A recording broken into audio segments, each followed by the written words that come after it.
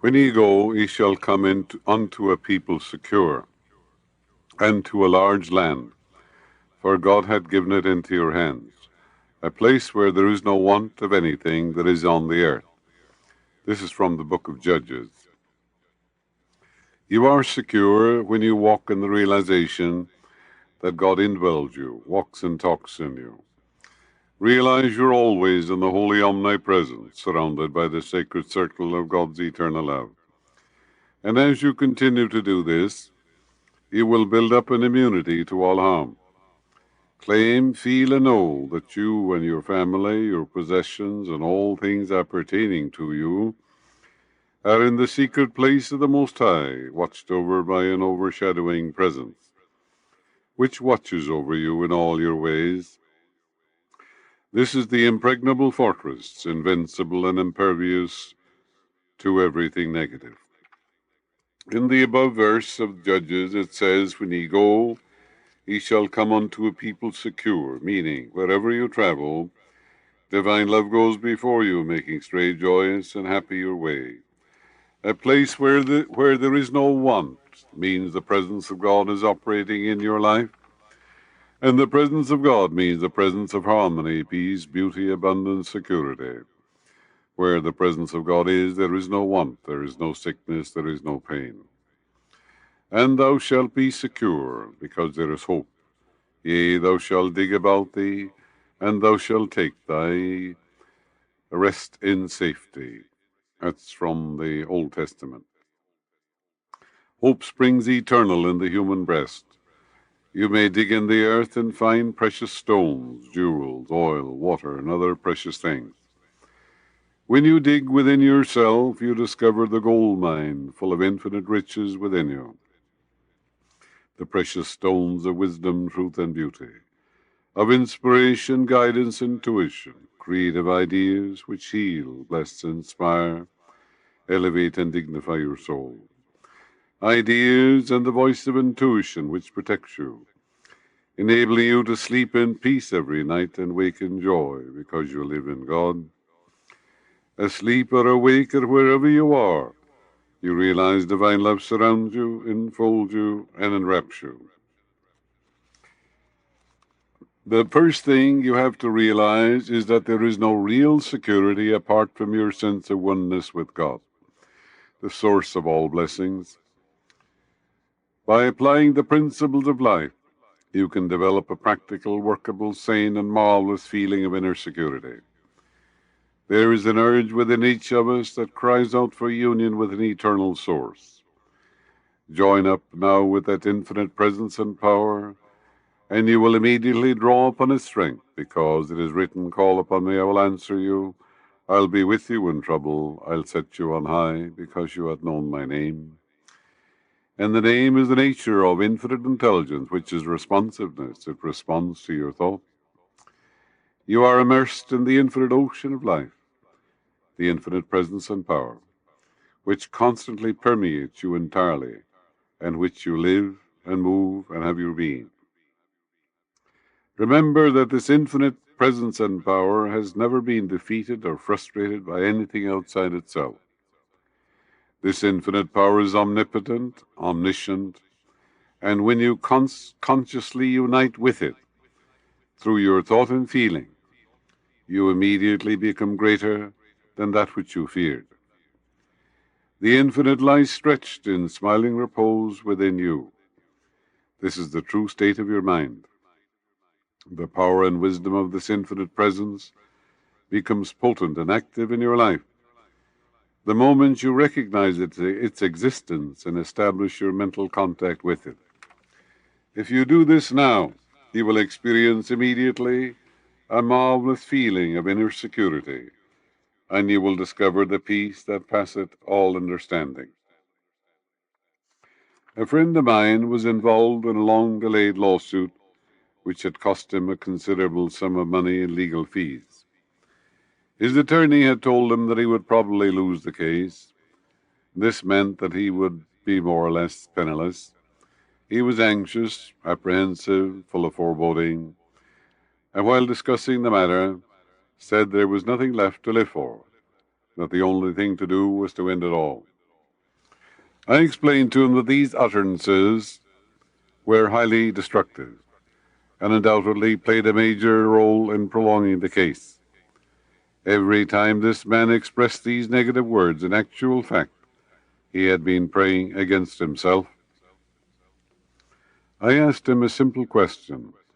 What would you say if I told you this minute that there had been a perfect divine solution? The whole matter was over with and settled harmoniously. He replied, I would be delighted and eternally grateful. I would feel wonderful knowing that the whole thing was finished and done with. My friend then agreed to see to it that his inner silent thought would conform to his desired aim, which was a successful conclusion of the legal case. Regularly and systematically he applied the following prayer which I gave him. I give thanks for the perfect harmonious solution. I give thanks for the infinite justice, the infinite harmony, and infinite right action, operating in me, through me, and all around me, and through everyone connected with this case. He frequently repeated this prayer to himself during the day. When difficulties, setbacks, delays, false allegations, and other things came to his mind, he would silently affirm the great truth. There's a divine harmonious solution through the wisdom of the Almighty. He completely ceased making negative statements, and he also controlled his silent thoughts, knowing that his inner thought and feeling always would be made manifest. It is what you feel on the inside that is made manifest on the screen of space. You can say one thing with your mouth and feel another way in your heart. It is what you feel on the inside that is reproduced on the screen of space. This man learned through practice and discipline never to affirm inwardly anything he did not want to experience outwardly. His lips and his heart agreed on a harmonious solution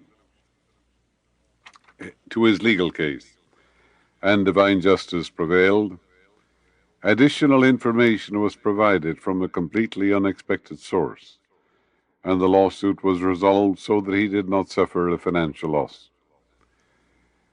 My friend had realized that his security was dependent upon his alignment with the infinite presence within, which moved as unity, harmony, justice, and right action. He discovered that nothing could oppose the infinite power that moves the world, because it is written, I hold before you an open door which no man can shut. If you have not learned about your own essential greatness and the infinite power and presence within you, you tend to magnify the problems and the difficulties which confront you, imparting to them powers and magnitude which you fail to attribute to yourself. One of the main reasons for the feeling of insecurity is that you are making the externals of life causes, not realizing their effects. A scientific thinker does not make the phenomenalistic world a cause. It's an effect, not a cause. You give power to the creator, not the created thing. Security cannot be legislated. No government, no matter how well-intentioned it might be, can guarantee you peace, happiness, joy, abundance, security, right action, or divine love. You cannot determine exactly all of the events, circumstances, and experiences through which you will pass in your life's journey. Unforeseen cataclysms, floods, earthquakes, typhoons, monsoons take place, which may destroy cities and properties and wipe out the holdings of thousands of people. Occasionally you read about floods, the inundation destroys a city, cattle are drowned, people are drowned, and so on. Wars, insurrections, political upheavals take place from time to time. There's a war going on now in Beirut. People are killing each other, buildings are being burned, and so on. The wise, of course, have to move out of there. The wise ones moved out of there before they saw all the trouble that is going on there now. In other words, they were led by intuition. They were led by guidance and right action. Thousands of them fled to Athens and other places because they saw what was coming. And you can be protected that way too.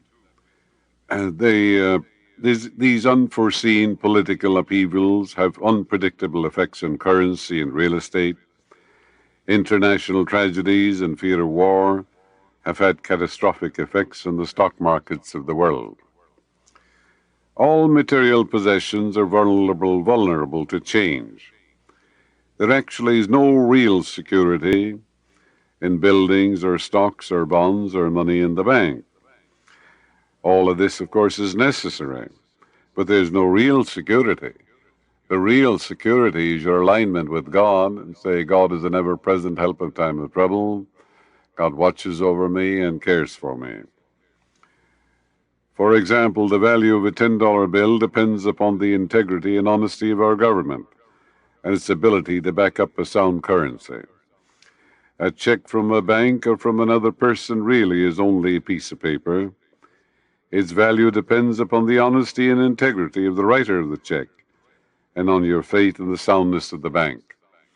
When you invest in General Motors, AT&T, and other corporations, you're investing in the honesty and the integrity, the ability, and also the mental caliber and the creative ideas and the creative genius in the minds of many of these men. And of course, then you may win dividends, of course, because you're investing in the honesty of these men. Also in their mental acumen, their sagacity, and the creative ideas which may bring fortunes to people. If you devote some time and attention every day to scientific prayer and meditation, you will experience a changed mental attitude, and you cannot and will not suffer from the many hazards and unforeseen catastrophes which are enumerated in the newspapers from time to time. Walk in the consciousness of God's eternal supply. Realize God is an ever-present help in time of trouble.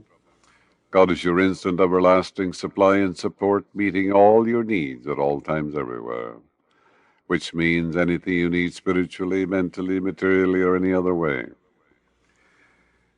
Know in your heart that the overshadowing presence is watching over you and your children, your loved ones, in all your ways. Remember that as long as you maintain a prosperity consciousness, you cannot suffer losses.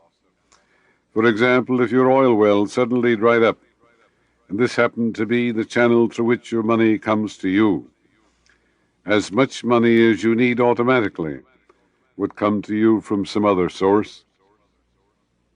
The amount you would receive definitely would be equal to the income you had previously derived from the oil well. When you build into your mentality the awareness of the eternal source of supply, you cannot become impoverished, and no matter what form wealth takes, you will always be amply supplied. It will be pressed down, shaken together, and running over. It will be pressed into your hands.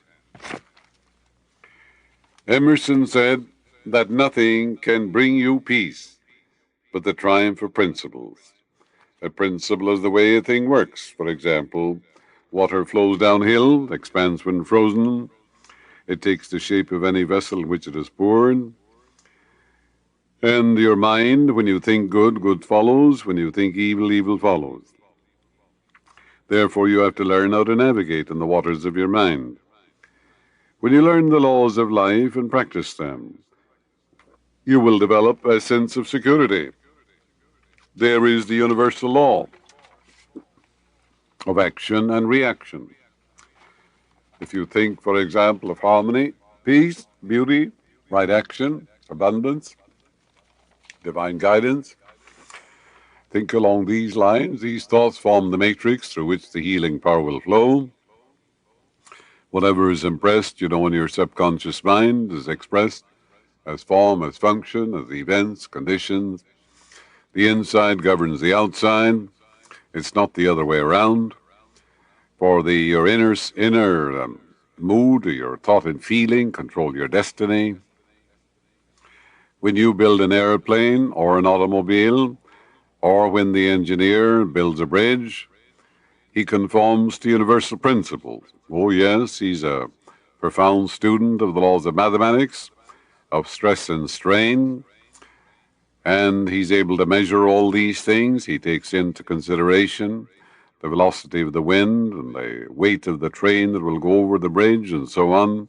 All this is computed mathematically and scientifically, and he builds the bridge according to universal laws. Of course, he's praying because he's conforming to universal laws and principles. The wheels of your car have to be round, otherwise you would be in trouble, wouldn't you? Would you build a flywheel off center? No, you wouldn't. You could not navigate a ship except you learned the laws of navigation. You would be initiated into the principle of navigation. And then you could navigate the airplane or you could navigate the ship, as the case may be. How about navigating your mind? A look at the engineer building that bridge. And doesn't he operate on the principle of mathematics? He has vision, of course, too. He knows what he's doing and why he's doing it. In other words, the man who flies a plane learns the principles of aerial navigation. He studies, he applies these things, and of course, when you get on the plane, you have faith and confidence in the navigator. Some years ago, speaking for Taniguchi in Tokyo, Japan, they have about 6 million truth students there. They call it Seichi no Ye movement. Means the home or the house of infinite life. Infinite life, of course, means God, the way God works. Taniguchi told me that when the floods touch certain cities in Japan, the truth students are never there. And oftentimes, he said, the truth center where they meet and pray is not touched by the flood. But these men believe that they're always divinely guided and watched over by an overshadowing presence. One of the teachers told me that he was going by boat to another city in Japan. When he arrived at the place to embark, he was 1 hour late. His watch had stopped. The ship was lost. That ship was lost in a storm. He believed that God was his guide and protector, watching over him in all ways. His prayer was, God is guiding me in all my ways and watches over me. He's a lamp unto my feet and a light upon my path. And that's a wonderful way to travel, isn't it? Many people, when they get on a plane or they're going by car, wherever they're going, they say, divine love goes before me today, making straight, joyous, and glorious my way. The Lord, he it is that doth go before me, whithersoever thou goest. Behold, I send my messengers before thy face to prepare the way. And the messengers are thoughts of love, of peace, of harmony, of right action and beauty. Let these messengers go before you when you take a trip, whether it's by boat or by air or by land.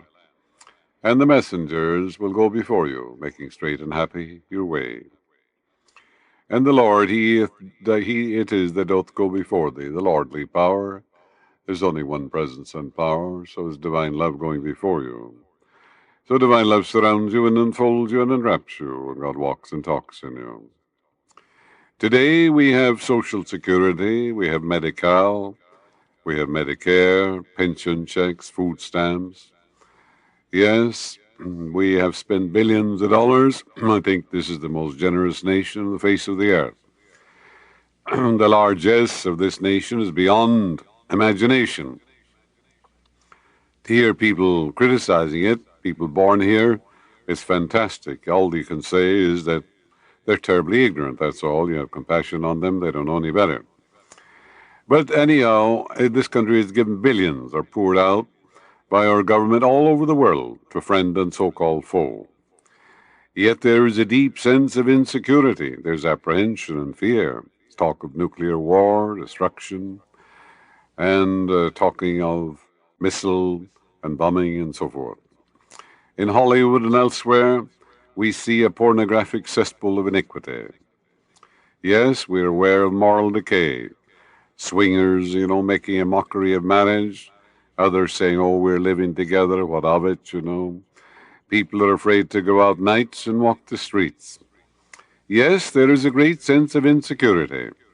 Coddling of criminals, of course, is quite prevalent. Some of them are walking the street because of technicalities in the law. And we speak of soft judges and all this sort of thing. We're all familiar with it. Women are afraid to go out at night also in the larger cities of the country, including this city. Well, you might say, what'll I do? You can write to local legislators, to your congressmen, to your councilmen, senators, tell them how you feel, write a constructive letter, point out the way things ought to be, according to the golden rule and the law of love, and say, what are you going to do about it? You're our legislator. And they'll pay attention to you. And also pray that Infinite Spirit in His wisdom selects men and women for government positions at all levels, city, state, and federal, who are spiritual, dedicated men and women. Men and women who have a reverence for things divine, for we don't want any other person to represent us. This will help. If we had enough people here in our own country who knew how to consistently pray scientifically, we would have a different Congress. Yes, we would.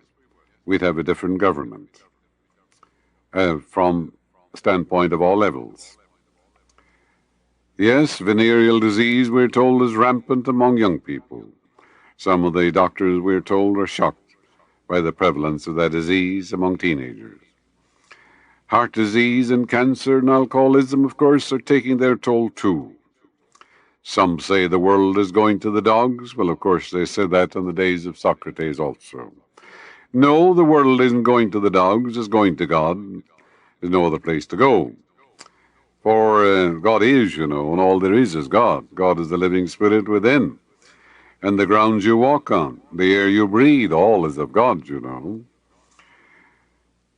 it's omnipresent, present everywhere. Must be present in you, must be present in the other fellow, it must be present everywhere. If you take the wings of the morning and fly to the uttermost parts of the sea, there shall thy hand lead me, and thy right hand shall hold me. This is the immanence, of course, of the divine. The immanent God and the transcendent God are one, as Emerson said. For there's only the one presence and the one power. That's why the greatest of all truths says, Hear, O Israel, the Lord thy God is one Lord. Israel means a prince ruling with God, as Philo-Judaeus said 2,000 years ago. Meaning, any person who recognizes the sovereignty of the Spirit and the regnancy of his own thought, refusing to give power to any other presence, then such a person is an Israelite. And you're told against an Israelite, not even a dog will lift his tongue. There is no divination or enchantment against Israel, meaning against the man who walks with God and recognizes the one presence, the one power. For one with God is a majority, and if God be for you, who on earth can be against you? And no good thing shall be withheld from him who walks uprightly in the law. And realize, therefore, that God indwells you, walks and talks in you. Read the 91st Psalm at night. Peruse it slowly, quietly, lovingly. Let it sink into your mind. Gradually you'll build up an immunity to all fear. You're told the angels shall watch over you, meaning God's creative ideas, inspiration will guide you, and divine love will surround you. And read the 27th Psalm in the morning, the greatest antidote of fear in the world today. Saturate your mind with these truths. Yes, charge your mental and spiritual batteries with these eternal truths that have stood the test of time for thousands of years. And as you do, you will become a broadcasting station, neutralizing to some degree the toxic effluvia of the mass mind. And the mass mind is what Judge Stewart called the law of averages. 4 billion people thinking, and you know very well what they're thinking. All of them are not thinking whatsoever things are lovely, true, noble, and godlike. Sundry concepts, good and bad, most of it very negative, as you know. They're full of envy and jealousy. They're thinking of murder, I suppose, and sickness and disease, and fires and wars, and all that sort of thing. Surely there's some good in it, but most of it is frightfully negative. Now, if you don't do your own thinking, who's going to do it for you? Are you going to let the mass mind do it for you, or the law of averages? If there's any fear or worry in your thinking, you are not thinking at all. Oh, no, you're not. It's the mass mind thinking in you making an awful mess of your life. So you're thinking when your thought is completely free from fear and worry. You're thinking when you're thinking from the standpoint of eternal verities, eternal truths which never change. You'd be thinking like an engineer, thinking from the standpoint of universal principles. For nothing will give you peace but the triumph of principles. Therefore you would think of right action, divine law and order, divine beauty, divine peace, inspiration from on high. You would think in whatsoever things are true, whatsoever things are just, and whatsoever things are lovely, whatsoever things are honest, whatsoever things are of good report, you would think on these things. Then you would be thinking, wouldn't you? I read recently where there's a swing back to the old virtues. One article said that young men and women were flocking back to the seminaries, studying the scriptures with a hunger and a thirst to serve people. Well, that's a good sign. You know, when you go, nature abhors extremes, and when you go to one extreme, it throws you back to the opposite. Many people are hurt when they go into that opposite swing, you know. You don't want to be a part of the mass mind, which means the thinking of 4 billion people in the world whose thoughts are mostly negative, as I brought out. If you do not do your own thinking, then the law of averages moves in upon you and disturbs your life. And the law of averages, the people of the mass mind, they believe in sickness and disease and misfortune and accidents and all sorts of things. Therefore, if you don't do your own thinking, then you're saying to yourself, I'm going to take what comes, which is a very foolish thing, because you don't know what comes. You don't know what's in that mass mind. All sorts of disorders are there. It is well known that nature abhors extremes. Notice how we have gone to extremes in sexual depravity, perversion and of all kinds, on screen and stage, something abhorrent, something repulsive. Nature has no other way than to cause us to swing back to the opposite. Nature always seeks a balance. If there's an earthquake, you know very well nature seeks a balance. There's again quietude, there's serenity, tranquility, and a balance. If there's a great battle out in the field, a lot of blood spilled on that battlefield, and bodies wasted and all that, a few years or a year later, you see the poppies growing up on the field. You think nothing ever happened there. Yes, nature always seeks a balance. When you disabuse the laws of your life, you find yourself perhaps in a hospital cot. Perhaps you might call it a nervous breakdown. But it is a benign nature compelling you to get back on the beam. Yes, the beam of God's glory, for the God presence forever seeking to express itself through you as harmony, beauty, love, peace, joy, vitality, wholeness. Therefore, if you refuse to let it flow through you that way, it has no alternative but to cause you to come back to it. And therefore, you have time then to contemplate on the cot, don't you? You have time to meditate and to reflect, and you begin to realize that it was your negative, destructive thinking that caused you to land in that hospital cot. Because you had been sending discordant vibrations all over your system. And of course, your subconscious mind had no alternative but to reproduce them after their kind.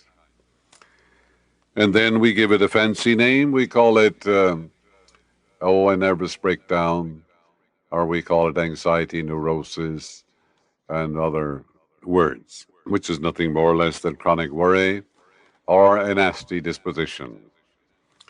So realize God loves you and cares for you. The peace of the Almighty God floods your mind, your heart, and your whole being. For God is peace, and that a river of peace is flowing through you now, this very moment. We said that nature abhors extremes, which it does. We had the old Victorian taboos and strictures. Then came a violent swing to the opposite. We had the Freudian era, with its emphasis on sex, followed by looseness, immorality, aberrations of all kinds. And some people began to think that all the problems that we had were due to sexual frustration or oppressions and things of that nature, all of which, of course, is absurd. Change eternal is at the root of all things. Change and decay all around I see. O thou who changeth not, abide with me. There is that within you that never changes. It's the same yesterday, today, and forever. Yet change is constantly going on. It's the unmoved mover of all, yet it's behind all movement. It's the omni-action of the infinite. Every day you read about wars, yes, and cataclysms and strife, ambushes, civil war, bombings of buildings, kidnappings, and so forth in Italy and all over the world. Ask yourself, what can I do about this? How can I retain peace in this changing world? You can feel secure and retain peace, tranquility, serenity, and equanimity. Yes, you can. You can tune in with the infinite, because it is written, acquaint thyself with him, and be at peace, and good shall come to thee. And with mine eyes stayed on God, there is no evil on my pathway. Thou wilt keep him in perfect peace, whose mind is stayed on thee, because he trusted in thee. Yes, tune in with the infinite, which lies stretched in smiling repose. It is the primal cause, and affirm boldly, divine love fills my soul, divine peace saturates my mind and my heart. The light of God enfolds me, and I am inspired from on high. The Bible tells you, turn your eyes to the hills, from whence cometh your help. Well, you know very well the hills that are within a range. It represents the presence and power of the infinite within you, which knows only the answer, for it is the finite alone which hath wrought and suffered. The infinite lies stretched in smiling repose. That's the peace that passeth all understanding, for the center of your being is peace, and this is the peace of God. In this stillness you find the strength, guidance, and love of the divine presence. You know how the masses think. They're always going from one extreme to the other. One day it's war, and the next day it's a modicum of peace for a while. When these violent swings take place, many, of course, are hurt, except those who tune in with the infinite and dwell in the secret place of the Most High. You're told, come out from among them and be separate. Come out from that mass mind and begin to think for yourself from the standpoint of the eternal verities and the great eternal truths of God. Come out from the mass mind, from the law of averages, and do your own thinking. Keep prayed up, and you won't suffer like the masses do. When the flu comes, well, you won't get it because you don't believe in it. You realize that the spirit in you can't be sick, frustrated, can't be hurt or wounded, vitiated. It's the living Spirit Almighty. It's omnipotent and supreme. That's the reality of you. And by dwelling on that simple truth, you build up an immunity. You become God intoxicated. You have received the divine antibody. And but if you're in the law of averages, when people flu come, they all get it, you know. You don't want to live by that law of averages. The masses believe in sickness and misfortune, distress and crime and poverty, accidents, jealousy, envy. All these are rampant in the mass mind. Believe in the goodness of God and the guidance of God and the abundance of God in the land of the living. What do you believe in? Done unto you as you believe, the way you believe. Begin to use divine principles in the same way a chemist uses the principles of chemistry, which are dependable. Surely he can use the principle two ways. He can make nitroglycerine, or he can also make nitroglycerine, trinitine tablets for the heart, which can save a human life. How do you use it? He brings forth marvelous compounds which bless humanity because he wants to use the principle of chemistry wisely, constructively, judiciously. But, of course, you can use it also, the principle of chemistry, to poison people and blow up a house or a mine or anything else.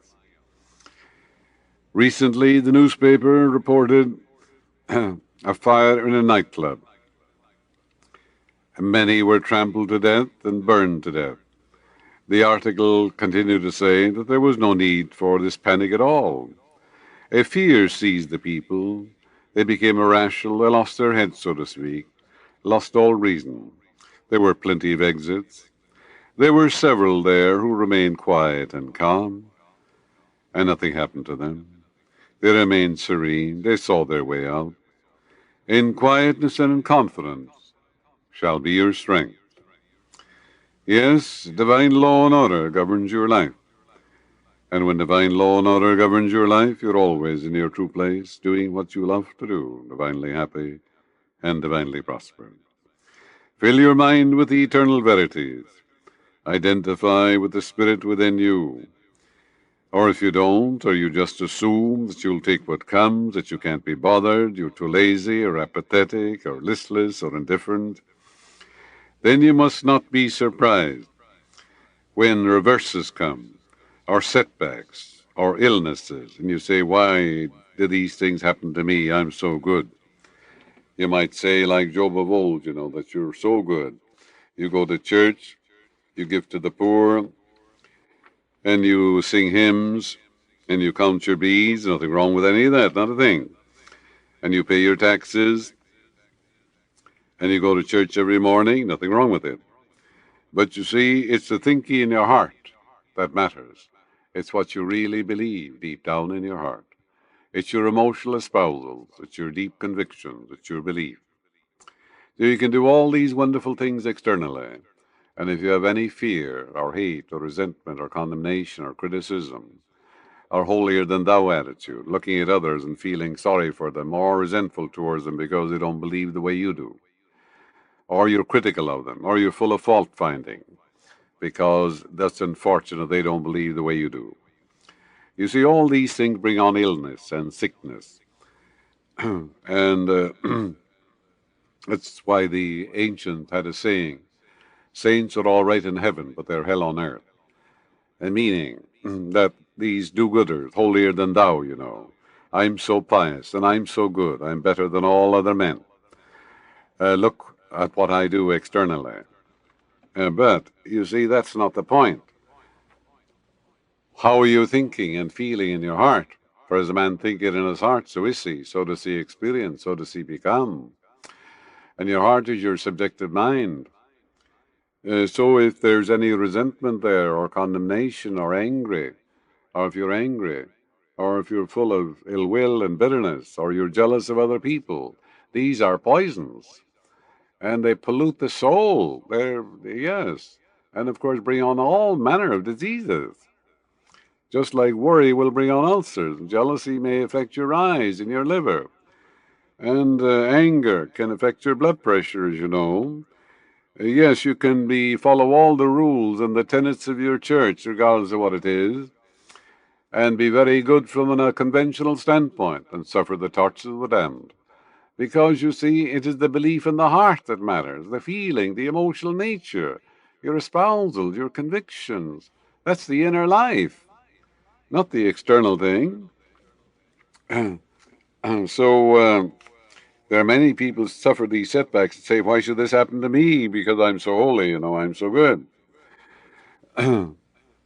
So you can build up an immunity, yes, you can, whereby you can't be hurt, sick, defeated, because you practice the presence of God. And you realize that God walks and talks in you, God is guiding you, there's right action in your life, divine law and order in your life, and God is your boss. God loves you and cares for you, and you're sold in that idea. If there's fear and worry in your thinking, you are not thinking at all. Remember, it's the law of averages thinking in you. So begin to think on whatsoever things are true, and lovely, and noble, and godlike. Have ideas in your mind which heal, bless, inspire, elevate, and dignify your soul. Pour out goodwill on others, radiate it to all men. There's only one religion in the world, and that's a reverence for the God presence within. For religion is ligio, I bind and reback. And you're bound by what? You're bound to a God of love, to a God of peace, to a God of joy, to a God of happiness, to a God of abundance. For I'm come that I might have life and have it more abundantly.